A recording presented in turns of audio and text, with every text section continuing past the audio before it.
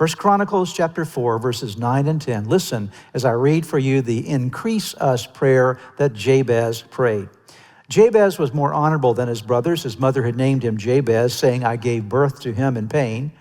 Jabez cried out to the God of Israel. That's prayer. I think we would all agree. He cried out to the God of Israel. And here's the prayer. Oh, that you would bless me and enlarge my territory. Let your hand be with me and keep me from harm so that I will be free from pain. Notice the last statement here. And God granted his request.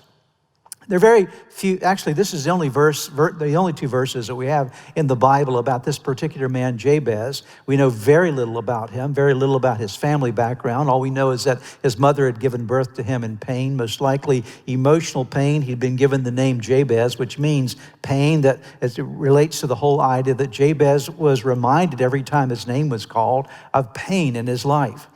And in fact, he had some brothers that were very dishonorable, but Jabez was different than his brothers, and he prayed a prayer. He is known by the prayer that he prayed. How would you like to be known by the prayer that you prayed? It's recorded in the Bible. There was something about Jabez's prayer that caused God to make sure that prayer needs to be in the Bible.